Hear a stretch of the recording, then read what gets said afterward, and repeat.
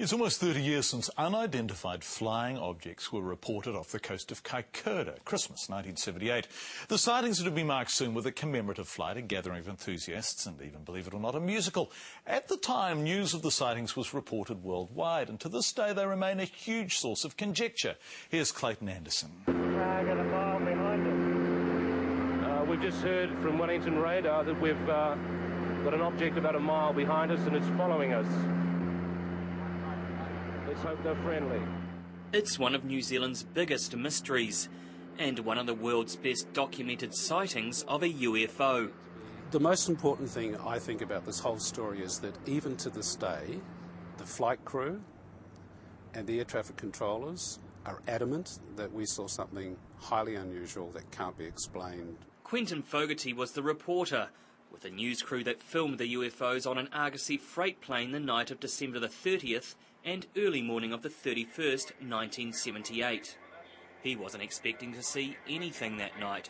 He'd been asked to do a news story on a UFO sighting from 10 days before. I was on holidays in New Zealand and my employers in Melbourne said, would you break your holidays and try and get on a plane and just basically do a reenactment. John Cordy was the radar operator on the night of the first sightings on December the 20th. We saw some little targets on our radar. We checked it out just down off Blenheim, Cape Campbell Way, and we joked actually. We said, oh, it's Father Christmas test driving in a sleigh with Rudolph in the front just before Christmas, you know.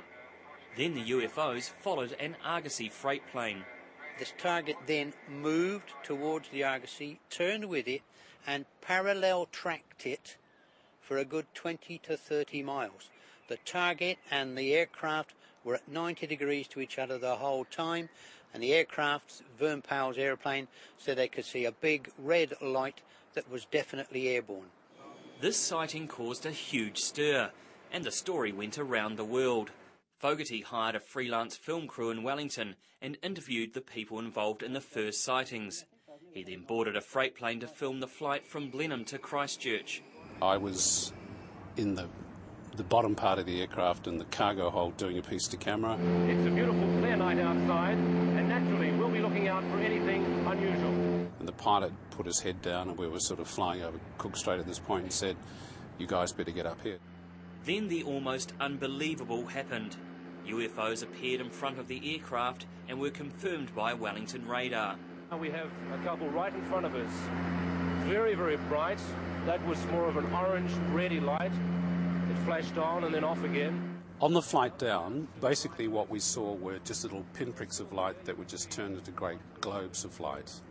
And they were obviously airborne and they were between us and the coast because we could see the coast and we could see the sea and we could see these things shining down. Once they'd landed in Christchurch, cameraman David Crockett restocked with better film and they headed back to Blenheim. It's really getting a bit frightening up here. There's a whole formation of unidentified flying objects behind us. The lights followed them almost to Blenheim. One of the pilots that night was Captain Bill Startup. What it was years ago, we don't know. And that's all it can be. I wish I knew. Bill's wife Shirley remembers Bill arriving home with the film crew in the early hours of the morning. When they arrived home, the air was absolutely electric. They were absolutely fizzing. So, of course, opened the cabinet and had a brandy. The next day, Fogarty was on a plane to Melbourne with the film, and that night presented the news. What you're about to see was not only witnessed by the 5 people in the cabin of the aircraft. It was monitored on radar and recorded, as you will see, on film. Everyone had their theory about what it might have been. We got all sorts of people ringing us up telling we were basically idiots and we were fooling the public, we were putting a hoax out, you know, this was all a big hoax for Christmas. I became a little bit of an object of criticism, almost ridicule, because we were, you know, poo-pooed by the authorities and by skeptics came out of the woodwork and cherry-picked the things that suited them and dismissed all of the evidence and said we saw this, we saw that. Others believed what they'd filmed were Venus, squid boat lights or the lights of Wellington and Christchurch. Well, people can think about that, but they were not on the aircraft. One psychiatrist thought that they had lost their faith in God and were seeing angels. And I mean, What is that? None of those involved are satisfied with any of the explanations given by scientists and government officials. They've said the visual sighting was squid boats, it was Venus, it was Jupiter, it was the harbour lights, you name it. They can come up with all sorts of reasons what it was. But they haven't explained why I can suddenly see Jupiter and Venus and the harbour lights and squid boats doing 140 knots on my radar. The famous Argosy plane of that flight is now owned by filmmaker Paul Davidson. He's organised a 30th reunion event that runs over 3 days in Marlborough. The whole Kaikoura UFO thing had a big impact on a small place, and was a memorable event in many of those people's experiences. Whatever you think, the Kaikoura sightings are now part of our folklore. Just what they are will probably always be in the eye of the beholder.